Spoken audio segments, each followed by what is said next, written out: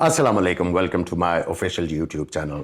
जैसा कि आपको पता है कि मैं अपने tenure as a chief selector को डिस्कस कर रहा हूँ, और पिछले प्रोग्राम में मैंने आपको बताया था कि किस तरह मैं चीफ सेलेक्टर बना, और जब चीफ सेलेक्टर बन गया तो हमें जल्दी जल्दी जो है वो टीम अनाउंस करनी थी। तो उसमें हमने यही फ़ैसला किया कि हम लोग जो रिसेंटली डिस्कार्डेड प्लेयर्स हैं, जिनको पाकिस्तान से ऑलरेडी अपॉर्चुनिटी मिल चुकी है, और जो अच्छा दो चार लड़के देख रहे थे जो अच्छा परफॉर्म करते आ रहे हैं और उनकी यूटिलिटी हो सकती है, हमने उसको कंबाइन करके शारजा के लिए हमने टीम अनाउंस की। उसमें मुझे याद है मोहम्मद हफीज़, उमर गुल को अपॉर्चुनिटी दी गई। तो पाकिस्तान गया वहाँ पे। फॉर्चुनेटली हम लोग वो टूर्नामेंट जीत गए। अब जब मैं वापस आया तो यहाँ से मेरा जो है एज ए चीफ सेलेक्टर सही मानों में काम शुरू हुआ। जब जनरल साहब ने मुझे ये कहा कि उनको ये बताया गया कि इन लोगों की रिप्लेसमेंट्स नहीं। हाँ, मैं कुछ आपको ये बताता चलूँ कि जब मैं चीफ सेलेक्टर बना तो जो डिसीजन हुआ था क्रिकेट बोर्ड का, वो ये था कि हमने अब रीबिल्डिंग की तरफ जाना है। रीबिल्डिंग की तरफ जाना है, और ये जो पुराने प्लेयर हैं इनको हमने डू अवे करके नए सिरे से टीम बनानी है, क्योंकि हम लोग रैंकिंग में बहुत नीचे थे, टेस्ट मैचेस में भी और ओडीआईज में भी, और उस वक्त T20 फॉर्मेट जो था वो इन प्लेस नहीं था। सो चैलेंजेस ये थे कि हमने अपनी टीम को ऊपर लेके आना है। उसके बाद हर स्लॉट के लिए हमने दो तीन तीन जो हैं वो रिप्लेसमेंट तैयार करनी है। उसी वजह से हमें जो सिलेक्शन कमेटी बनाई गई थी उसके डोमेन में अंडर 19, अंडर 16, पाकिस्तान ए टीम, अंडर 23 सारा कुछ था। इवन रीजनल जगह के ऊपर भी नेशनल सिलेक्शन कमेटी का रोल था। सो हमने जो डिसाइड किया वो ये था कि देखें, हमारा सबसे पहला चैलेंज ये है क्योंकि साउथ अफ्रीका ने आना, पाकिस्तान साउथ अफ्रीका के ख़िलाफ़ हम लोग जीते नहीं हुए, तो हमने सबसे पहले ये करना है कि हमने साउथ अफ्रीका को किसी तरह से हमने हराना है अपनी टीम तगड़ी करके। और उसके बाद नेक्स्ट टारगेट जो था हमारा वो ये था कि आज तक पाकिस्तान की टीम जो है वो ऑस्ट्रेलिया में जाके जीती नहीं है, तो हमने वो वाले प्लेयर, वो वाला सब्सटेंस तैयार करना है कि वो ऑस्ट्रेलिया को जाके चैलेंज करना शुरू करें। मे बी एक आधी दफ़ा जाते ही हम लोग ना जीते, लेकिन चैलेंज करना शुरू करें, मैचेस क्लोज करना शुरू करें।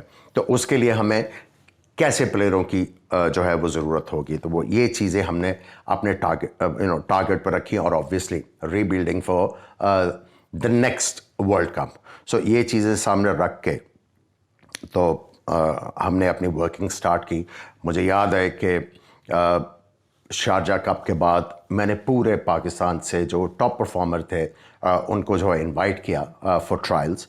तो उन ट्रायल्स के दौरान मुझे बड़े फ़ोन आने शुरू हुए, कुछ लड़के स्टेडियम के भी बाहर आ गए कि जी मैं भी अच्छा क्रिकेटर हूँ, मुझे भी एक दफ़ा देख लें। फ़ोन भी आ रहे थे। सो आई इवेंचुअली डिसाइडेड के ओपन ट्रायल्स हैं, सबके लिए ओपन ट्रायल्स हैं। और जैसे ही मैंने ओपन किए ट्रायल, तो जो टैलेंट और जो स्टफ़ सामने आना शुरू हुआ है, तो मैं भी एक दफ़ा जो है वो परेशान हुआ कि यार वाह, इतना टैलेंट है पाकिस्तान में और इसको वेस्ट किया जा रहा है। सो मैंने एक काम किया कि मैंने जनरल साहब को फ़ोन किया।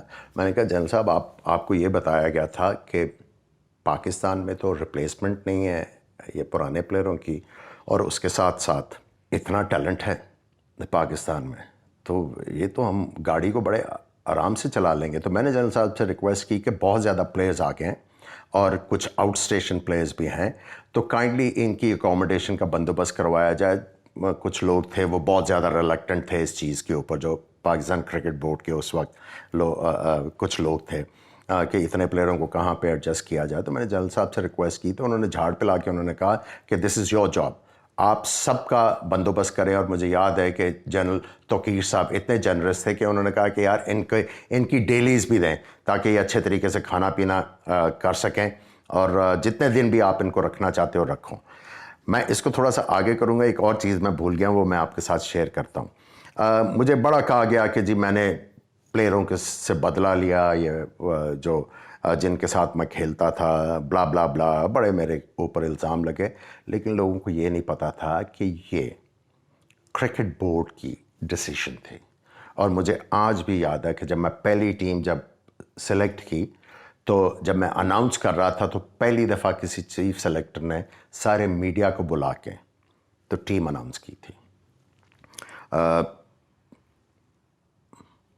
میڈیا کے سامنے آیا تو اس سے پہلے کہ وہ مجھے سوال کرتے ہیں مجھے یاد ہے میں نے ان سے پوچھا کہ بھی آپ لوگوں کی پلس جو ہے اس کو بھانپنے کے بعد جو ہے اپنا مائنڈ میک اپ کرتے ہو تو آپ مجھے یہ بتاؤ کہ ہمیں ری بلڈنگ کی طرف جانا چاہیے یا پلیئر جو پرانے ہیں ان کے ساتھ سٹک کرنا چاہیے. تو میں نے کہا کہ اس جیب میں I was wearing a jacket, اس جیب میں میرے پاس ری بلڈنگ والی ٹیم ہے, اس پاکٹ میں میرے پاس کنسسٹنگ آف اولڈ پلیئرز کی ٹیم ہے جو آلریڈی پاکستان سے کھیلتے آ رہے ہیں. تو سب کا یونانیمس یہ تھا کہ ری بلڈنگ کی طرف. تو میں نے وہ ری بلڈنگ والی ٹیم نکال کے اناؤنس کر دی. اور اس کے بعد مجھے یاد ہے کہ ایک بہت پاپولر شو تھا پاکستان کا, اب میں نام نہیں لینا چاہتا, اس پہ مجھے بلایا گیا. تو جب میں ورلڈ کپ سے واپس آیا تو اس پروگرام میں خالی کرسیوں کے اوپر پلیئروں کے نام لگا کے تو ان کو کافی زیادہ رگڑا لگایا گیا. تو جب میں اس پروگرام میں اس کے بعد گیا اپیئر ہوا تو مجھے کویشچن یہ ہوا کہ بھی آپ نے پرانے پلیئروں کو باہر کس طرح کر دیا.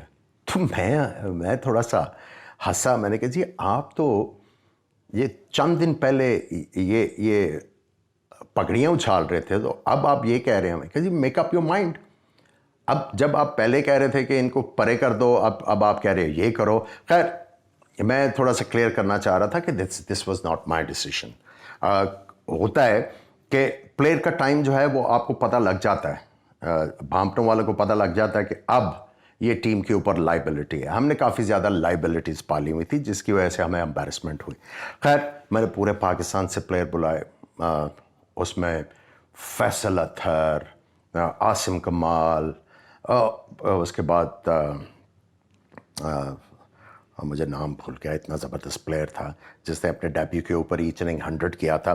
خیر بہت زیادہ پلیئرز ملے. بولنگ میں بھی آپ کو بہت زیادہ جو ہے وہ ٹیلنٹ وہ انرتھ ہوا. محمد آصف نے بہت زیادہ امپریس کیا. تو میں نے 5 ٹیمیں بنائیں. 5 ٹیمیں بنانے کے بعد جو پلیئر پسند آئے ان کو رکھا گیا. 5 ٹیمیں تھیں 15 پلیئرز کی میرا خیال ہے اس وقت. تو ہم لوگوں نے ان کو ہوٹل میں رکھا, قذافی اسٹیڈیم اور LCCA گراؤنڈ کے اوپر ان کے میچز رکھے.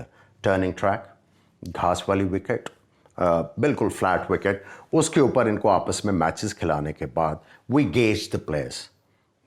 اس میں ہم نے لڑکوں کو شارٹ لسٹ کیا. ہم نے جب شارٹ لسٹ کیا تو اس میں ہمارے پاس جو تھے کافی زیادہ پلیئر آ گئے. اور میں نے صاف کہا ہوا تھا میڈیا کے اوپر کہ دیکھیں ابھی, اور میں نے جن صاحب کو بھی کہا تھا کہ ابھی لک کہ اگر تو ہمارے پاس ریپلیسمنٹس مل جاتی ہیں ٹھیک ہے سوٹیبل, اگر نہیں ملتی تو اگر ہمیں ریورٹ بھی کرنا پڑے کچھ پرانے پلیئروں کی طرف فور دا ٹائم بینگ تو ہم اس میں کوئی مذائقہ نہیں ہے. سو ہمیں جب اتنا زیادہ ٹیلنٹ ارن ارتھ ہوا تو ہم نے کہا یار اور زیادہ ہارڈ ورک کرتے ہیں. اب انڈر 19 اور اس لیول پہ جا کے انڈر 23 اور یہ وہ لیول پہ جا کے اور زیادہ پلیئر جو ہیں ان کو ان ارتھ کرتے ہیں تاکہ ہر سلاٹ کے لیے ہمارے پاس 3 4 پلیئرز ہوں. اور اس میں لیٹ می ٹیل یو جو میری سلیکشن کمیٹی کے ممبرز تھے, شفیق پاپا صاحب, فخر زمان صاحب, شعیب محمد, سلیم یوسف, سارے میرے senior players. Late me tell you جو مزہ ان لوگوں کے ساتھ کام کرنے کا آیا, آنیسٹ, آنکھ بہت زبردست تھی ٹیلنٹ کو دیکھنے کی. تو ایک میں جوک شیئر کرتا ہوں کہ شعیب بھائی کو عادت تھی وہ ہاتھ میں پیپر رکھ کے پلیئر کا نام لکھتے تھے اور گریڈنگ کرتے تھے اس کے. تو انہوں نے گریڈنگ رکھی تھی B+, اس کے بعد A+, A++. تو انہوں نے اپنی گریڈنگ رکھی تھی. تو جیسی وہ A++ کسی کو دیتے تھے نا تو میں پوچھتا تھا ہاں شعیب بھائی رشتہ دار ہے, دوست کا بیٹا ہے, کیا چکر ہے. مذاق میں ان کے ساتھ کافی زیادہ میری فرینکنس بھی تھی. لیکن I have to tell you کہ کمال لوگ تھے, آنیسٹی کے ساتھ کام کرنے والے, اور ان کے ساتھ جو کام کرنے کا مزہ آیا اور لیٹ می ٹیل یو، اور جس طرح جنرل توقیر ضیاء صاحب نے سپورٹ کیا، let me tell you we really got pampered. اس اسٹوری کو فردر کریں گے نیکسٹ ایپیسوڈ میں. آج کے لیے اتنا ہی. خدا حافظ.